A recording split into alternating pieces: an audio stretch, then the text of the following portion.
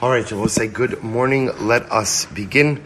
Begin by thanking our sponsors for this morning. Sure to thank our TALMUD TORAH sponsors for the month of Cheshvan.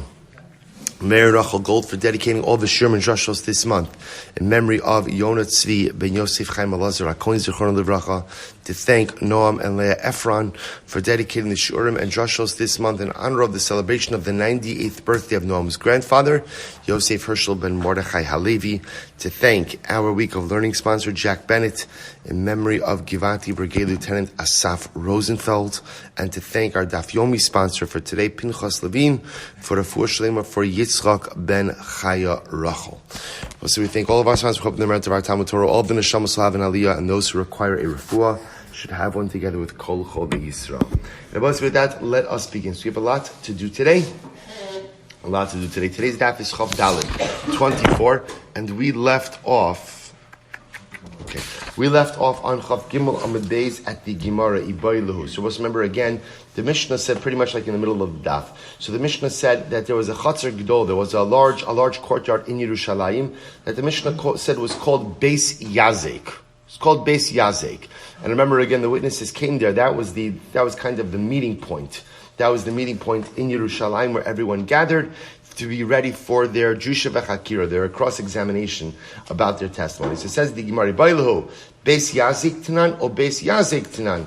What was the name of this place? Was it Beis Yazek with an ayin or just Beis Yazek without the ayin? So the Gemara says, Tanan, Beis Yazek Tanan, Lishna Ma'al Yehu. So is it Beis Yazek with an ayin, in which case, again, the name has a positive connotation, because the name comes from the derivative of, here, Gemara quotes the pasuk. Gemara quotes the pasuk in Yeshaya, Vayaskehu Vayisalakehu. So we'll say in this case over here, if you look at Rashi, Vayaskehu Siyag Begeder Avanim Saviv Saviv Be'igol Kamotabas. The lashon of Vayaskehu means to go ahead and surround an area with a fence. So Vayaskehu means literally they surrounded it with a fence and they removed the rocks. So ultimately a prophetic reference to Yerushalayim. So is it Beis Yazek with an ayin, representing that this was a great place that wasn't closed, right? It was an enclosed area. O Dilma Beis Yazek Tanan, or maybe, perhaps it's Beis Yazek without an ayin, in which case Lishna de Tzarahu.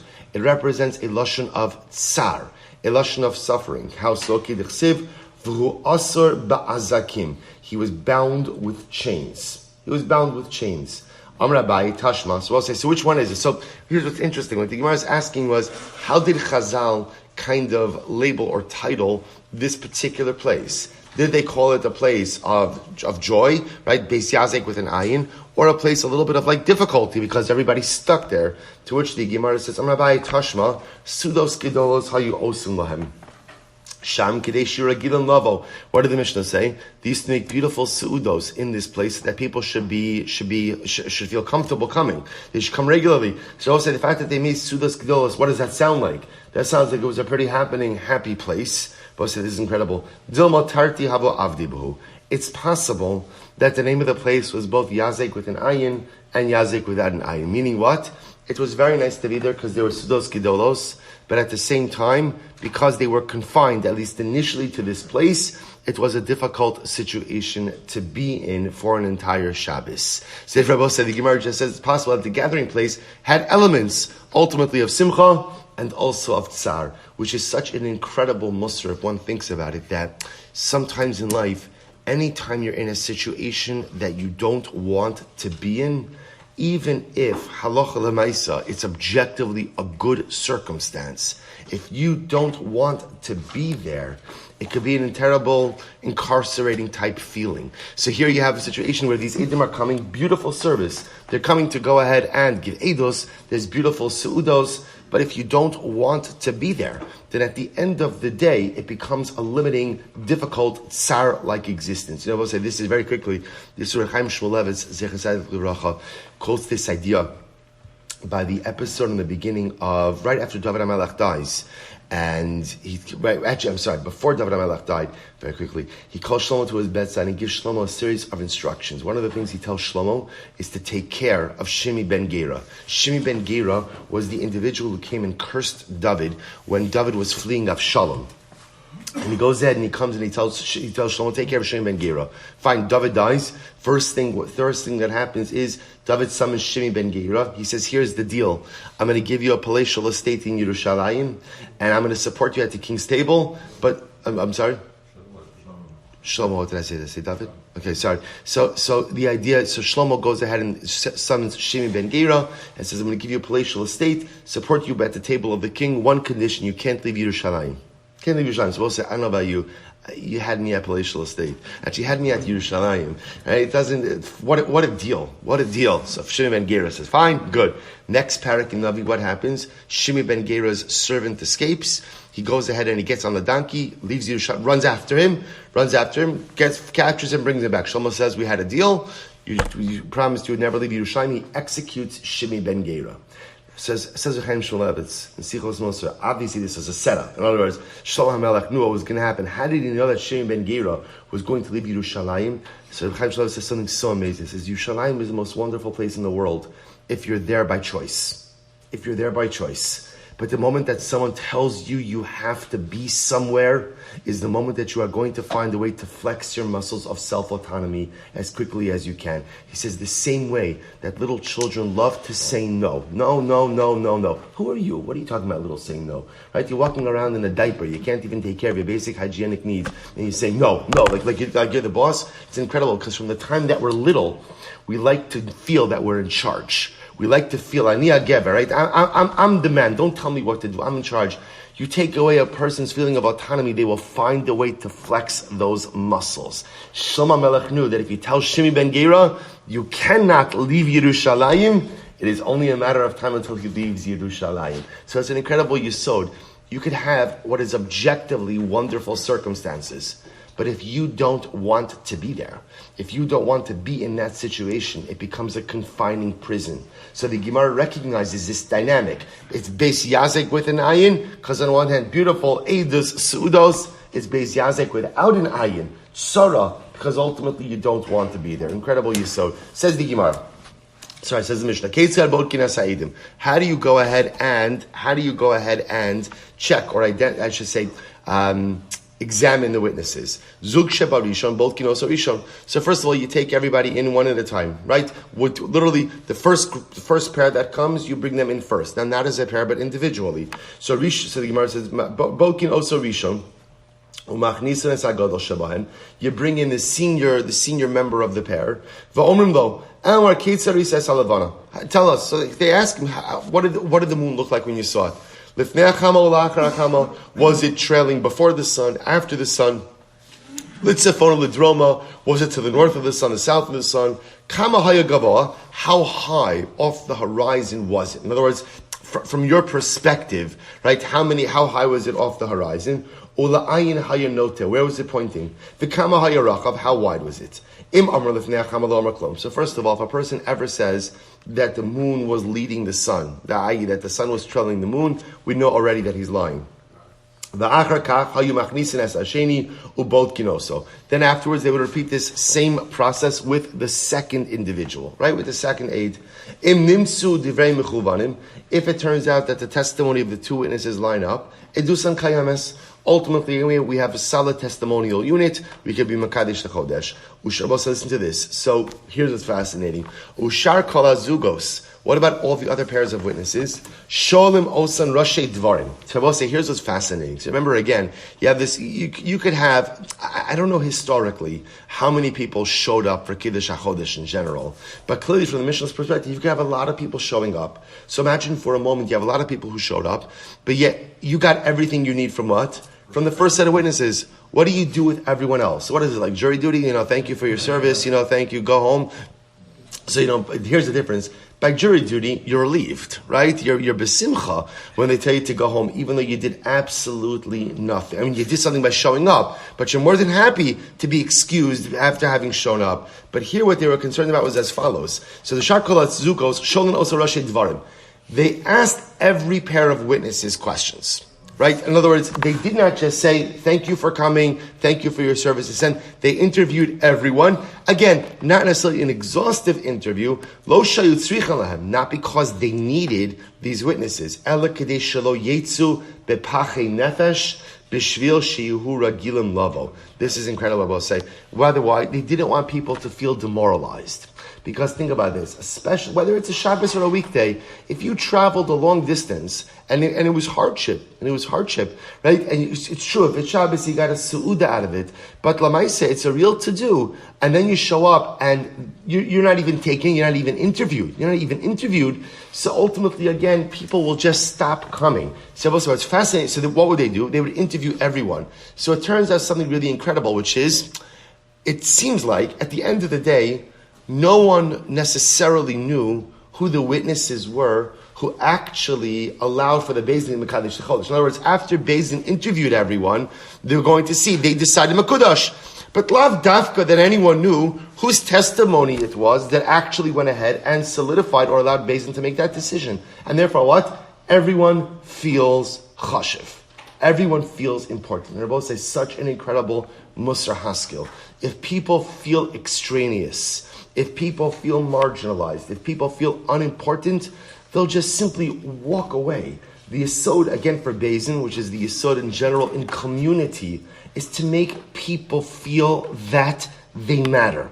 To make people, and this is so incredibly important, how do you make people feel like they matter? So again, on a most basic level, give them the time of day. We'll say, in the shul we were speaking about this last night, right? On a Shabbos, you go over, you say good Shabbos to someone, you say Shalom Aleichem to someone, you offer them a seat, you offer them a siddur. The worst case scenario is they say, by the way, I've been here for 30 years, right? That's the worst case. But the best case scenario is you make someone who might otherwise feel marginalized feel chashuv.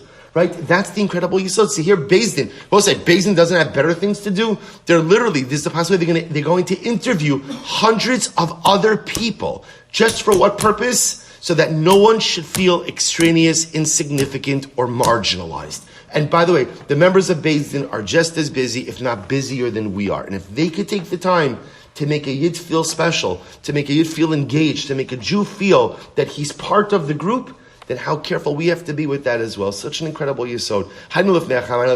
Says the Gemara, by the way, the question of whether or not the moon was in front of the sun or to the north is the same thing. Similarly, again, after the sun or to the south is the same thing. Abaye says, no, here's what it means. The Gemara was asking as follows. The question they asked the Eidim was the indentation of the moon. Was the indentation before the sun or after the sun? So if they would say the indentation was before the sun, lo amar klum, then we know the witnesses are lying. What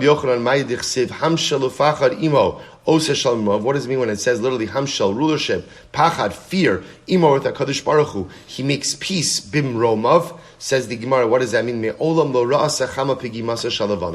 sun never saw the indentation of the moon. Remember again, this goes back to Bereshis, where there was tension between the sun and the moon, right? The moon says, Ein shtei malachim mishtamshem b'keser achas.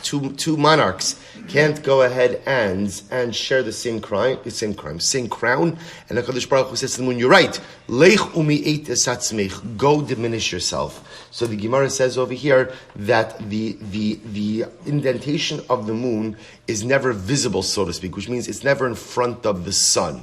The idea being that the sun should never see the diminution of the moon out of a sensitivity to the moon. I will say, what an incredible, and these are inanimate objects. And HaKadosh Baruch Hu never wants it to be that the indentation of the moon is facing the sun, it's covered to the moon. If that's the degree of sensitivity that the Ribono Shel Olam exhibits towards luminaries who have absolutely no feelings, then how careful we have to be with the feelings of one another as well. And furthermore, again, the sun is also never facing the indentation or arc of a rainbow. So ultimately, again, the sun never faces the indentation of the moon because this will be embarrassing for the moon.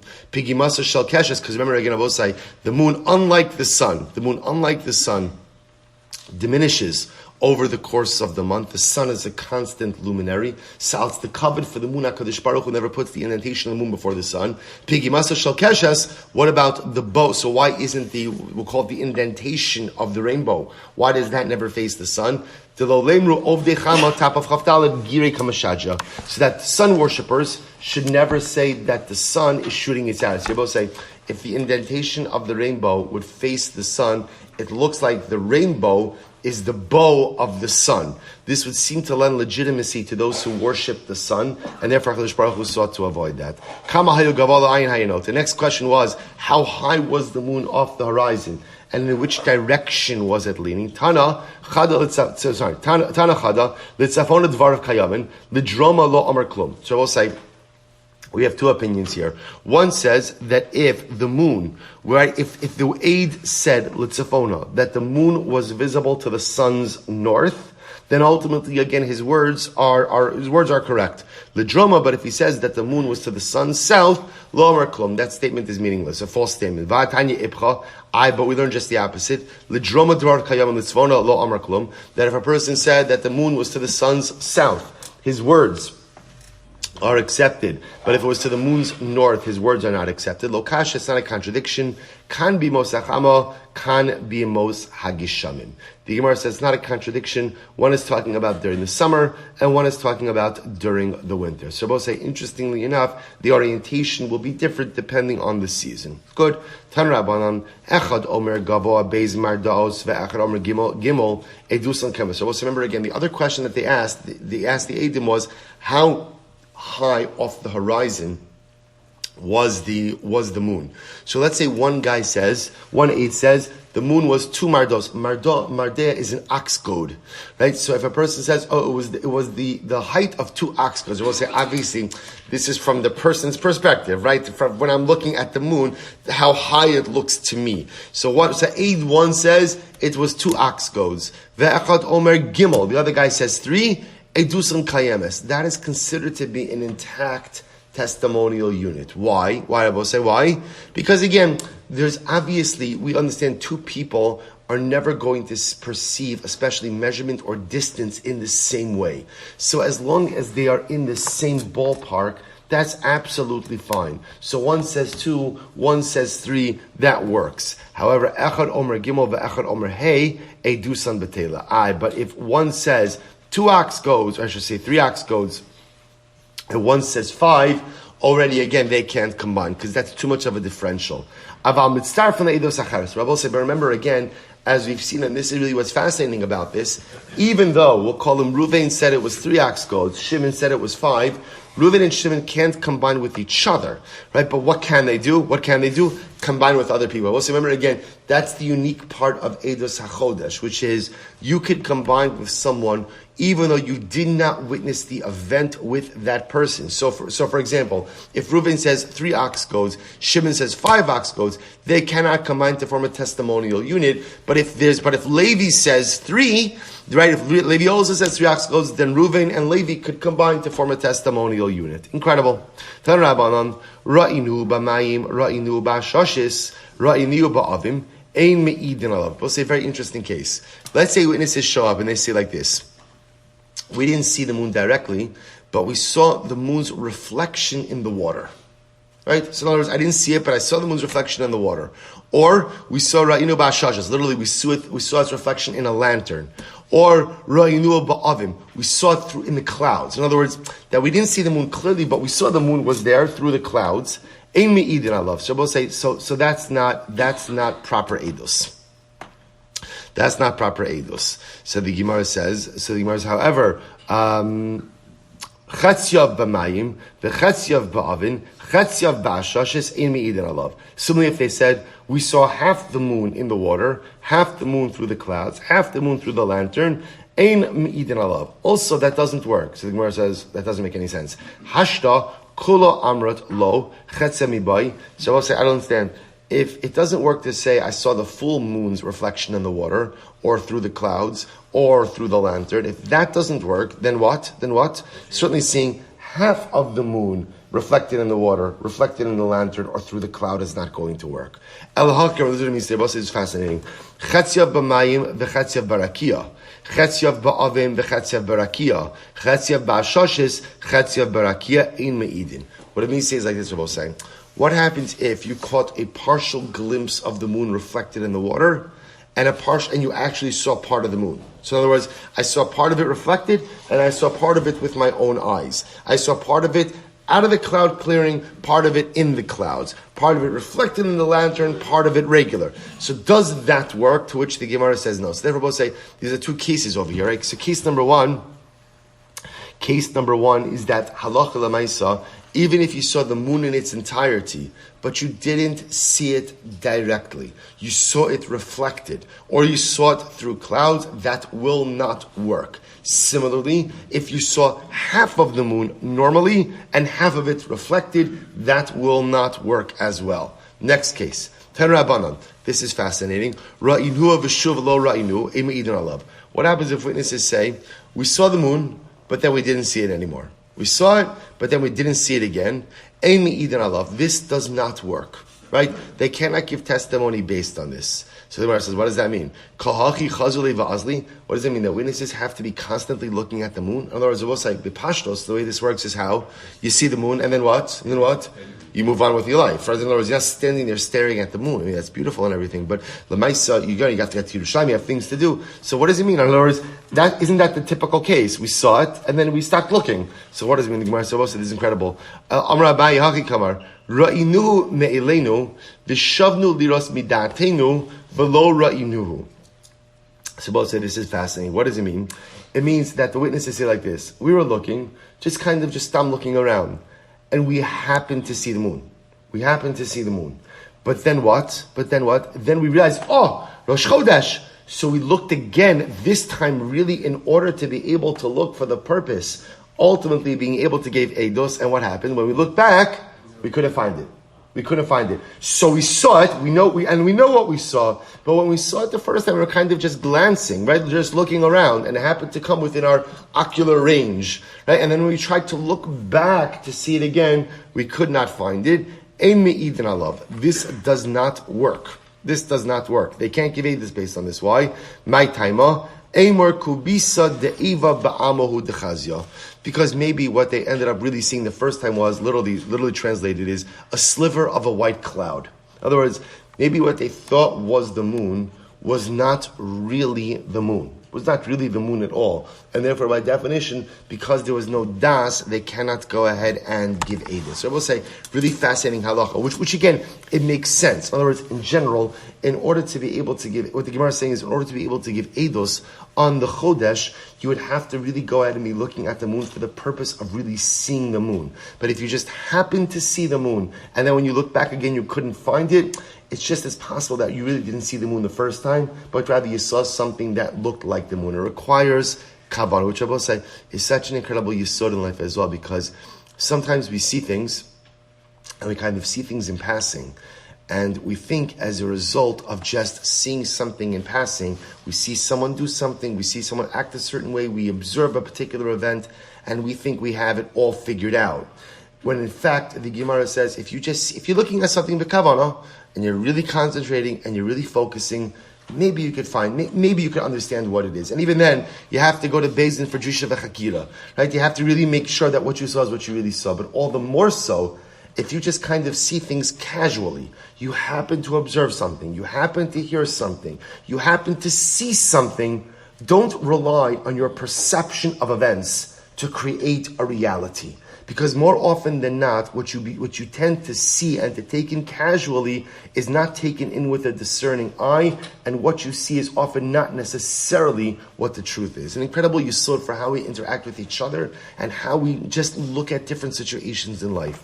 Mishnah. Rosh Beis Din Omer Mekudash. So we'll say, so now at this point, now we're moving forward, right? So the testimony has been accepted. Everybody has been interviewed. Rosh Beis Din, the head of the Beis Din, says Mekudash. He declares the new month. V'chala'am onin acharav mekudash. And everyone answers after him, mekudash, sanctified. Now the Mishnah both say, bein shinira bismano, bein shalonira bismano mekachinoso. So the Tanna Kama says, the process of Kiddush HaChodesh, as outlined so far, is followed whether the moon was seen in its time. Now remember again, that lashon of nira bismano means what? On night 30. On night 30. So whether the moon was seen on night 30, in other words, I should say differently, this process is done whether Beis Din is declaring the new month on day 30 or on day 31. Okay? Rebbe Elazar and Tzadok Omer, no. Imlonira bizmano in mekachinoso shekvar kitshuhu shamayim. Rabbi Elazar Bar Tzadok says, no, that is incorrect. This is fascinating. Rabbi Elazar Bar Tzadok says the only time Kiddush HaChodesh is done is when, Rabbi Say, on day 30. On day 30. Why? There's no Kiddush HaChodesh on day 31. Why is there no Kiddush HaChodesh on day 31? Because the system takes care of itself.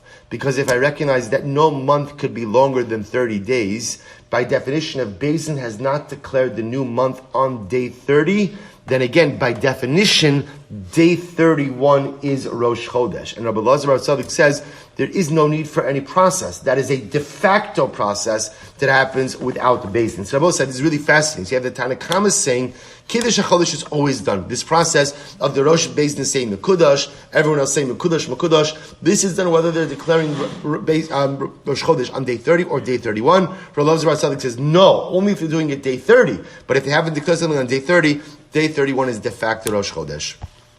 Says the Gemara, Rosh Beis Din. Minhani Mili. So I say, from where do you know this process about Mekudash?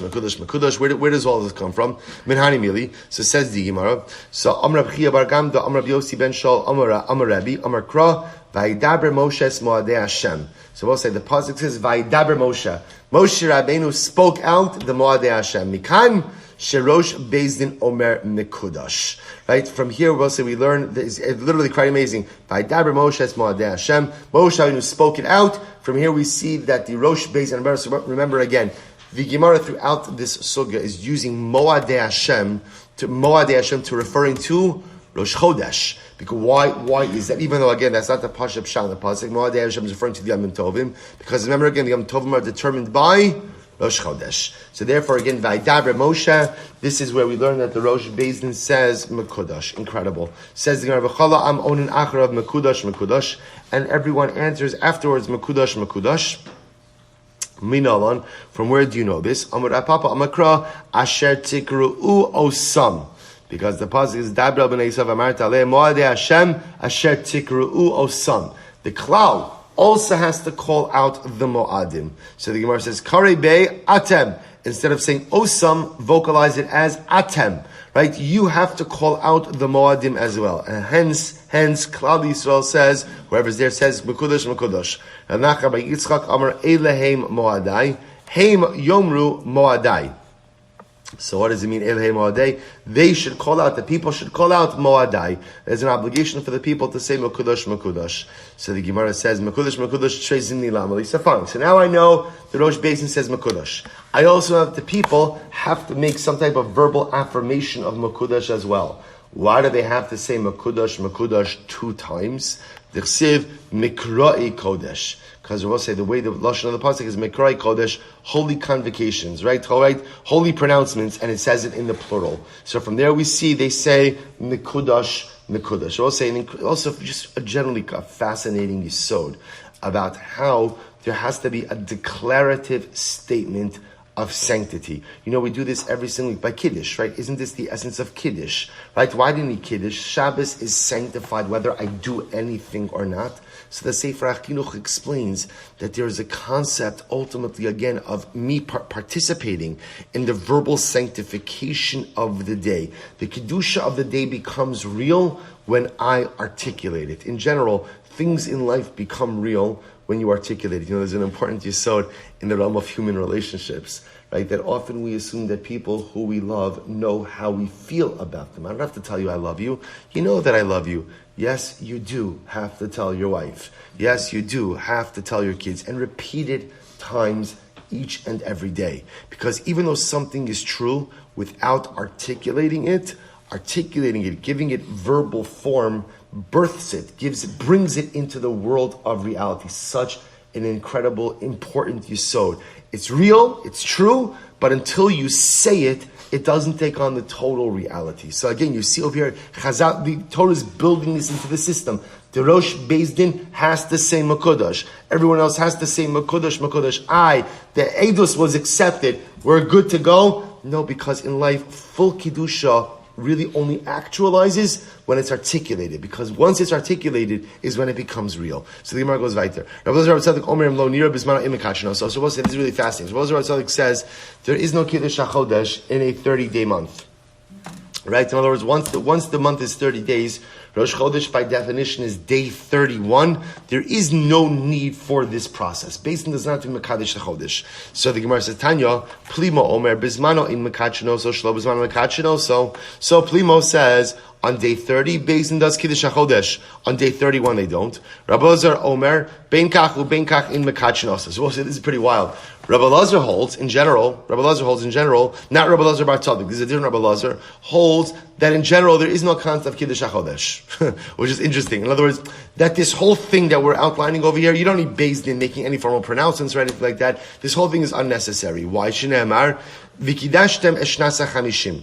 Because the pasuk says, you shall sanctify the 50th year, the Yovel year. What do we learn from there? Shaleimah mekadesh yata mekadesh chadashim. Rav Elazar says from here you see, the only thing you have to sanctify in halacha are years. You don't have to sanctify months. Amr Rabbi Yehuda Shmuel, halacha Rabbi Elazar Bar Tzadik. And Rabbi Yehuda said in Shmuel that the halacha follows Rabbi Elazar Bar Tzadik in our Mishnah, namely that what? Kiddush HaChodesh is only done when? On day 30. But if it's going to be a 30-day month, and Rosh Chodesh is going to be on day 31, there is no need for Beis Din to engage in this Kiddush process because the month itself is already sanctified. So the Gemara says, Amra Bai Afana Nami Tanina, we learn this as well. Ra'uhu Beis Din, V'chol Yisrael.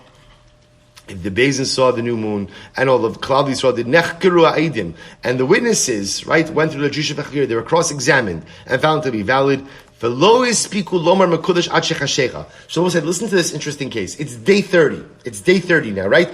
Witnesses saw the moon the night before. They show up in Beis Din. So now on day 30, they're going through the whole process. And again, testimony has been accepted. We're ready to go. But the Rosh Beis Din didn't get a chance to say Mekudash before nightfall came along. So now it's effectively what? It's now what? Day 31. Harei Zeh Me'uber. It's considered to be a full month. And Rosh Chodesh will not be until day 31. In other words, that halacha l'maisa, if the Rosh Beis Din doesn't say Mekudash, it's not Mekudash. It's not Mekudash. Even though, again, in this case, all the ingredients were here, right? The witnesses came, their testimony was accepted, we were ready to go. Mu'uber in, Mekudash lo. So we'll say, what do you see from here? You see from here that halacha l'maisa, it's Mu'uber. Now we'll say, what that sounds like is, does Beis Din have to do anything on day 31? Do they have to do anything on day 31? No, it sounds like it's a de facto state. Once you don't do Kiddush HaChodesh on day 30, by definition it is a pregnant month, so to speak, right? It's a complete month of 30 days. And day 31, by definition, is Rosh Chodesh without Beis Din doing anything. Mo'ober in Mekudash lo, to which the Gemara says, Mo'ober tzricha le'sakadait chamina hol ro Beis Din v'chol Yisrael. If our smavalo lebrua, in this case is necessary. Why? Because you would have thought in this kind of case, where everyone saw the moon, right? Everyone is prepared. The Eidos already came. That halacha l'maisa, it should just already be Rosh Chodesh on day 30. Kamash Malon, without the Rosh Beis Din saying Mekudash, it will not become Rosh Chodesh. So we'll say, how do we paskin in this area? Because this is really a fasting halacha. So remember again, you have a Tanakama saying that no matter when Rosh Chodesh falls out, day 30 or day 31, Beis Din is going to go through this process. Rabbi Elazar Bar Tzadik saying no, it's only if Rosh Chodesh falls out on day 30 that there's a Kiddush HaChodesh process. If Rosh Chodesh is going to be day 31, Beis Din doesn't have to do anything because effectively the calendar takes care of itself. So we'll say, so the Rambam in Hilchos Kiddush HaChodesh, Perek Beis Halacha says as Halacha Ches says as follows. I'm going to skip to the middle. He says, Ve'ein Mekachin.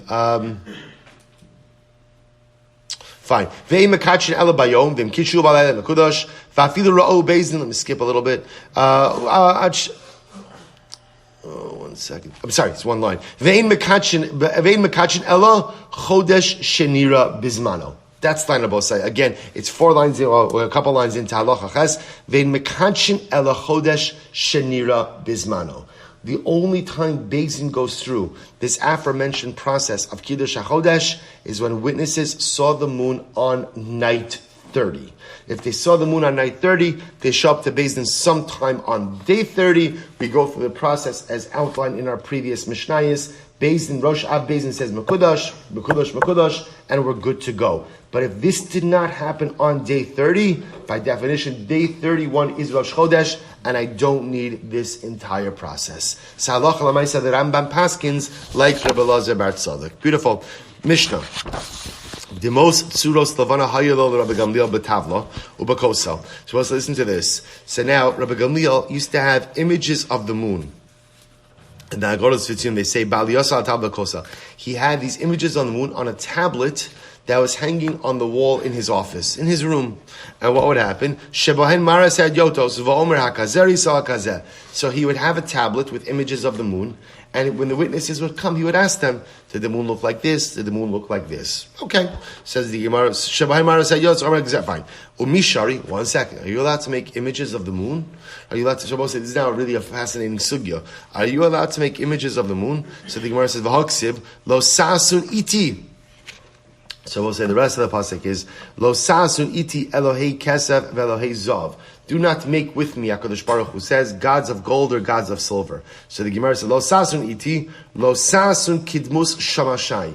Do not make images like my servants, which the Gemara is understanding over here to be a reference to the sun and the moon. You are not allowed to make images of the celestial bodies. So the Gemara says, Amra Abaye, Lo asra Torah ela shamoshin she'efshar lasos kimosam. No. So Abaye says, first of all, you're only not allowed to make images of things whose image you could truly replicate. Let's give some examples like that. Kidisanya, lo ya'ase adam bayis tavnis heichal. The boss, this is very important halacha. You are not allowed to make a home that looks like the Beis Hamikdash, right? So you have a great idea. You know what? I'm going to go ahead. I love the Beis Hamikdash. I miss the Beis Hamikdash. I'm going to make a mini Beis Hamikdash for myself. You cannot make a home, structure a home that looks like the Beis Hamikdash, or Heichal, Achsadra, or to go ahead and make a portico, right, an Achsadra, that looks like the Heichal, the antechamber of the Mikdash. Tavnis, Ulam, Chatzar, right, you cannot go ahead and make a courtyard that resembled the courtyard of the Beis Hamikdash. I'm sorry, I read that wrong. Le'as Adam Bayis, Tavnis Heichal, right, Achsadra, Tavnis Ulam, Chatzar, Kineged Azara, Shulchan, Kineged Shulchan. You cannot make a Shulchan in your house that resembles a shulchan in the Beis Hamikdash. Menorah, kineged menorah. You cannot make a menorah in your home. This is very important halacha. You cannot make a menorah that looks like the menorah of the Beis Hamikdash. So the idea is, you're not allowed to replicate certain things that are, so we'll say now, here the example is all Beis Hamikdash focused. Right? You cannot make a replica of anything used in the Mikdash for your own personal use. So what can you do? I'm sorry? So, halachic discussion. Aval osa amud beis. Aval osa shel chamisha v'shel shisha v'shel shmona v'shel shiva. But let's say in the menorah case, what you can do is you can make a menorah that has 5 branches, 6 branches, 8 branches. V'shel shiva lo yasa. Rabbi say, but halacha l'maisi, you cannot make a 7-branch menorah. This is very important halacha, right? Which is, again, it's not a big deal because remember our observance of Chanukah, we have menorahs, an 8-branch menorah. But a person cannot make a 7-branch menorah. Now listen to this. Afilu shel shar mine matachos. And by the way, even out of other forms of metal. So in other words, you would think like this. Maybe the only prohibition to create a 7-branch menorah is if what? Is if it's made of gold, like it was in the Beis Hamikdash. To which the Gemara says, no, even if it's made of a different metal, you still can't do it. Rabbi said this is an incredible Gemara. Rabbi Yosef Yehuda Omer af shel eitz lo yaseh. Forget about metals. You can't even make a 7-branch menorah out of wood. Now, why not? I will say this is an incredible Gemara. If you remember again, we actually had this Gemara in Menachos. You remember? Excellent. All right, so now watch this. So listen to this. You're going to remember as soon as you read it because there's not a lot of Gemaras you remember from Menachos. But this one you're going to remember. The Gemara says as follows. The Gemara says, Lo yaseh, because Rabbi Yossi over Yehuda Omer af shel eitz lo yaseh. You can't even go ahead and make a menorah out of wood, a 7-branch menorah of wood. Why? Kederech sha'asu malchei beis Chashmonai. Because listen to how beautiful this is. When the Maccabim first defeated the Syrian Greeks, and they came into the Beis Hamikdash, see, they both say, there's a part of the story that no one realizes, which is everyone focuses on the absence of oil in the Mikdash. There was something else that was missing. Namely what? The menorah. Right? The menorah was made out of solid gold. Anything that was worth anything in the Mikdash was carted off by the Syrian Greeks. So forget about finding oil. there was not a menorah in the mikdash. So what did the Chashmonaim, listen to how beautiful this is. What did the Chashmonaim do? So the Gemara says, so the Chashmonaim will say, made a menorah out of wood. Well, we'll see actually what they did. They made a menorah out of wood. So the Gemara says, Amrullah, Misham Raya, is that true? That's what they did? Misham Raya, Shipudin Shalbar Zahayu. So we'll say, here's what's interesting. There's two versions of this. In the first version, the Chashmonaim, when they first came back to the Mikdash, made a menorah of wood. Now I saw something beautiful. The Sfas Emes says, why did they make it out of wood? There's a practical reason why they made it out of wood, which is why wood is not mekabel tumah. Wood is not mekabel tumah. They were all Tamei Mason. Remember again, this has to do with the oil as well, right? This idea that producing oil in a state of Tara, so they were Tamei Mason. So the Sfas Emes says they made the menorah out of wood so that the menorah itself would not contract tumah. Not contract tumah. So the Gemara says, so the Amrulo, there's an alternate version. Misham Raya, Shipudin Shal Barzahayu. No, they didn't make the menorah out of wood. They made the menorah out of Shipudin Shal Barzal. Shipudin Shal Barzal are spits of iron, which sounds a lot like spears. Sounds a lot like spears. So they made the first menorah out of spears, out of pieces of iron. That what happens? V'chipum babats. And then later on, they coated it in ba'as, tin. Heshiru, they became a little wealthier. Asam shal kasef, they coated it with silver, they made it out of silver. Chazur Heshiru, and then sometime later on, Asaum shal zav. Ultimately, again, they made it out of gold. So I'll say, isn't this an incredible Gemara? The Chashmonaim come back that first Chanukah, and what do they make the menorah out of? Either potentially out of their spears, out of just pieces of metal, or out of pieces of wood. Which I will say, such an incredible yisod. Also, I want to point out, what's the halacha, by the way, if you don't have a proper kli sharis? What's the halacha if you don't have a proper kli sharis in the Beis HaMikdash? What's the halacha? You don't have to do the avoda. The same way, by the way, what happens if you don't have ritually pure oil? What's the halacha?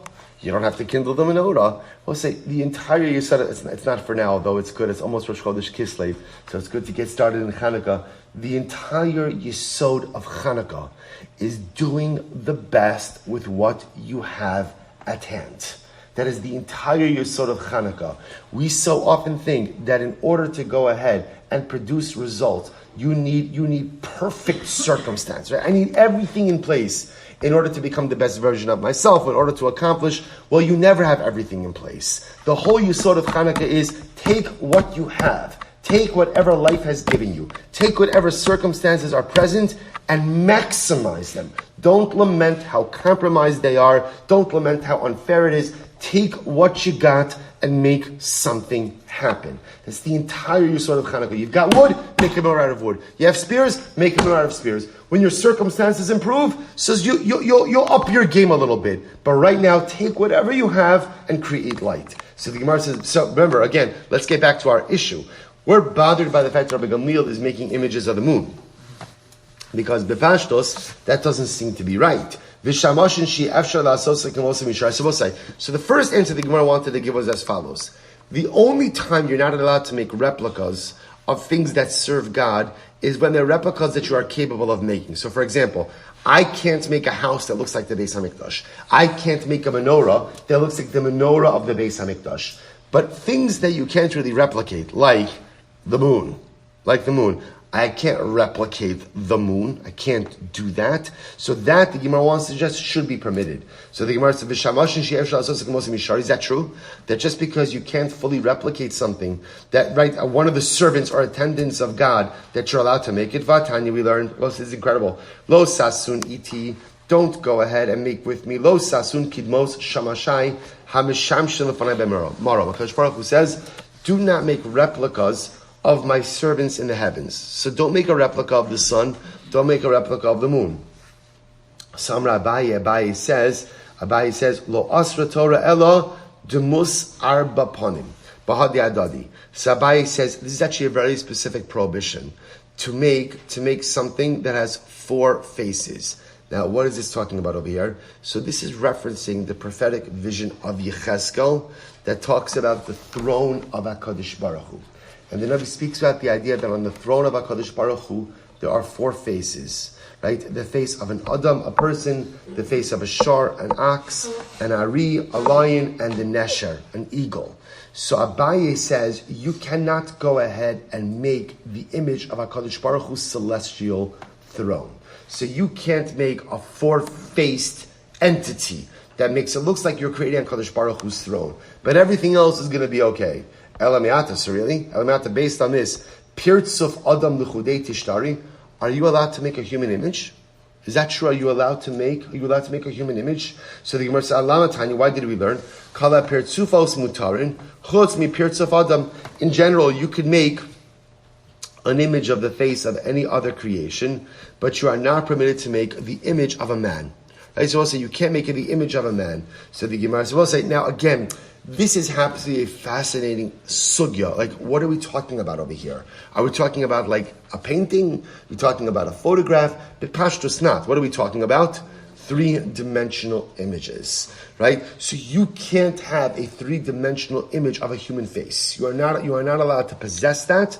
That ultimately like a little Buddha sculpture, right? Besides the Elazar component of it, right? Or any imagery that's three-dimensional of a human being, because then we're unfortunately kind of tiptoeing into the realm of idolatry. Again, there's a lot of halacha that I'm not going to get to, but we're outlining the major issues. I'm Rav Huna Rabbi Idi,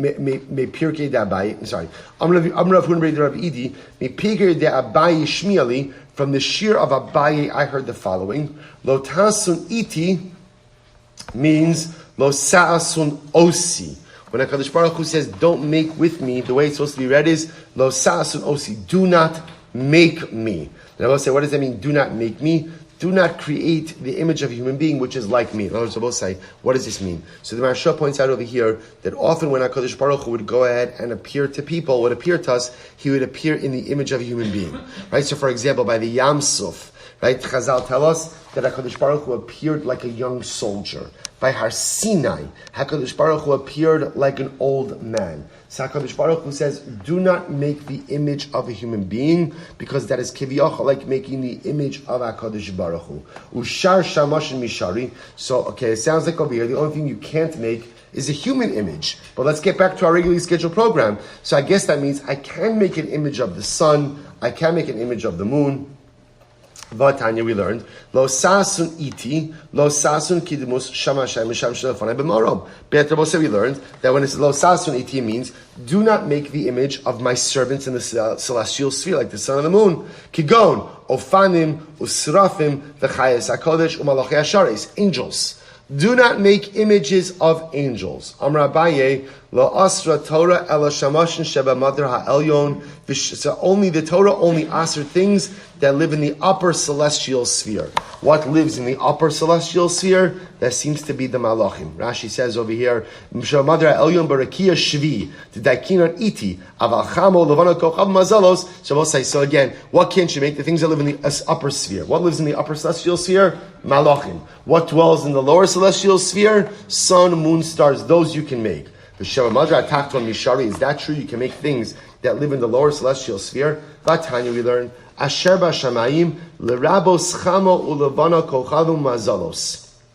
When it says in the Shamayim, that comes to include that you cannot make an image of the sun, the moon, and the stars. Mima'al Lerabos Malachi Asharis. And ultimately, again, when it says above, it means you can't make an image of the Malachim. Kitanya Hila Avdam. When we're talking about that, we'll say it means to worship. So we'll have to stop over here for today. So I'm going to stop kind of mid-sentence. So we'll say, so here's what we're holding. We know the Torah tells us that I cannot make the image of the servants of HaKadosh Baruch Hu. So here's what we know so far. The things that I'm clearly able to replicate, like physical structures, a Beis HaMikdash, a menorah, a shulchan, that I know I can't make. The shaila is, what about the other servants of HaKadosh Baruch Hu? Namely, again, specifically, the servants of Hashem that dwell in the celestial sphere. Now we've been identified. There are two levels of the celestial sphere. There's the upper sphere. Who lives in the upper sphere? Who's in the upper sphere? Malachim. Who lives in the lower sphere? Or what exists in the lower sphere? Sun, moon, stars. What the prohibition of creating items, which sphere does it apply to? Ultimately, we'll finish the sugya tomorrow.